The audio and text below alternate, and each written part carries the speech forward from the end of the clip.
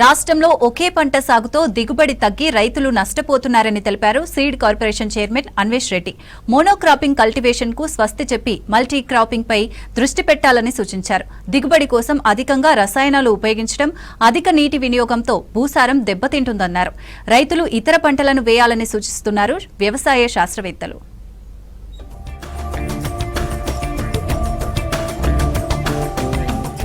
రాష్ట్రంలో పంటల మార్పిడి అవసరం, సవాళ్లు, అవకాశాలు అనే అంశంపై ప్రొఫెసర్ జయశంకర్ తెలంగాణ వ్యవసాయ విశ్వవిద్యాలయంలో సమావేశం నిర్వహించారు. వర్సిటీ వీసీ జానయ్య అధ్యక్షతన జరిగిన మీటింగ్లో horticulture university VC Rajireddy, seed corporation chairman Anvesh Reddy, జాతీయ వరి పరిశోధన సంస్థ డైరెక్టర్, నూనె గింజల పరిశోధన సంస్థ డైరెక్టర్లతో పాటు వ్యవసాయ శాస్త్రవేత్తలు, రైతులు హాజరై పంటల మార్పిడి అంశంపై చర్చించారు. దేశంలో అవసరానికి మించి వరి విస్తరించిందన్నారు అగ్రికల్చర్ యూనివర్సిటీ వీసీ జానయ్య.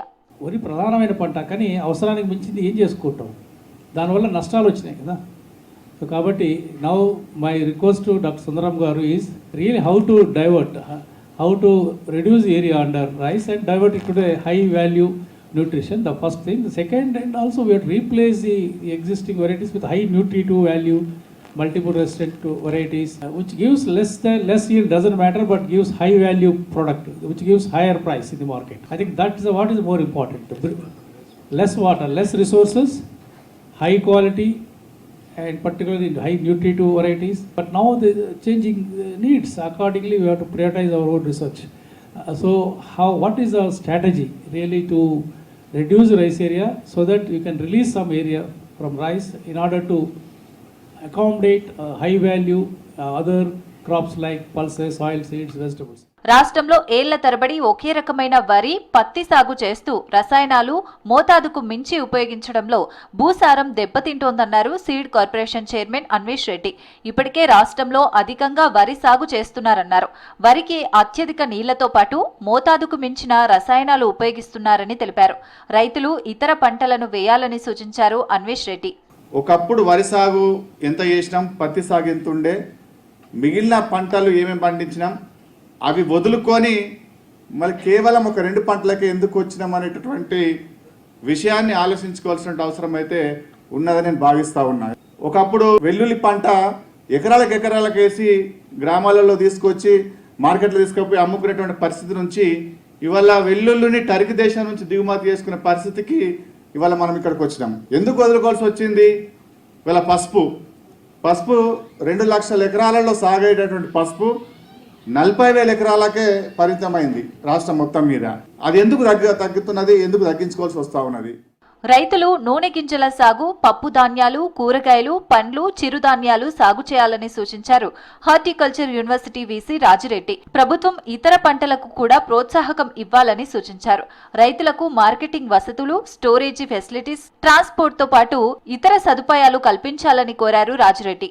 పూర్తిగా మోనోక్రాపింగ్ మీద, అంటే ఒకే పంట విధానాన్ని పాటిస్తూ ఉన్నది కాబట్టి, సో దాంట్లో మిగతా పంటలను మనం ఏ విధంగా చేర్చాలి, పంటల ప్రణాళిక ఎలా ఉండాలి, పంటల సదలి ఎలా ఉండాలి అనేటువంటి అంశం మీద డిస్కషన్ రావడం జరిగింది. సో దీంట్లో ఉద్యాన పంటలు అనేది చాలా కీలకం. ఇప్పుడు మన స్థూల ఉత్పత్తి చూసినట్టయితే దాదాపుగా మన రాష్ట్రంలో 25% వరకు మన అగ్రికల్చర్లో హార్టికల్చర్ తరఫునే వస్తుంది. కాబట్టి ఆ పంటలపై ఈ దృష్టి సాధించడం అనేది చాలా ఇంపార్టెంట్ అనేది ఈ యొక్క డిస్కషన్లో రావటం జరిగింది. రైతులు ఉపయోగిస్తున్న పద్ధతులు, మల్టీ క్రాపింగ్ లో ఎదురైన సవాళ్లు, మార్కెటింగ్ సమస్యలు, విత్తనాల ఎంపికలో తీసుకోవాల్సిన జాగ్రత్తల గురించి చర్చించారు. మొదట్లో కాస్త ఇబ్బందులు ఎదుర్కొన్న తర్వాత విజయం సాధించామని తెలిపారు రైతులు.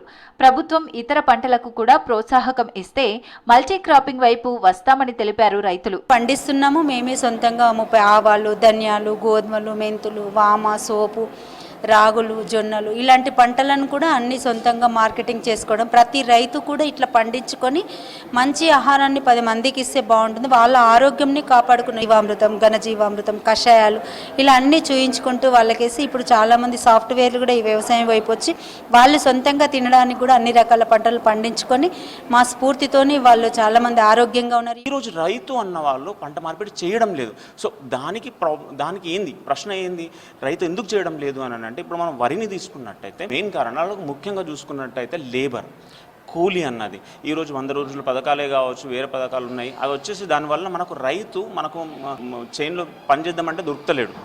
కాబట్టి మనము యూపీ నుంచి బీహార్ నుంచి వచ్చేసి రైతులు ఇక్కడ చేసుకుంటున్నారు. ఇంకొకటి ఏంటంటే వరి అన్నది మన దగ్గర ఈజీ మెథడ్, అంటే చాలా ఈజీగా మనము ఆ వరి అన్నది వేయగలుగుతున్నాము. అదేవిధంగా చూసుకున్నట్టయితే వరి అన్నది వేరే పత్తి అన్నది కాబట్టి ఇది ఎటువంటి వాతావరణం కూడా తట్టుకోగలుగుతుంది. భూసారం కాపాడి నాణ్యమైన ఆహార ఉత్పత్తులు పండించాలంటే రైతులు పంటల మార్పిడి చేయాలని సూచించారు శాస్త్రవేత్తలు. మోనోక్రాపింగ్ విధానంతో భూసారం దెబ్బతినడంతో పాటు తక్కువ దిగుబడితో రైతులు నష్టపోతున్నారని తెలిపారు. ఈ సమావేశంలో చర్చించిన విషయాలను ప్రభుత్వానికి నోట్ రూపంలో పంపించారు యూనివర్సిటీ అధికారులు.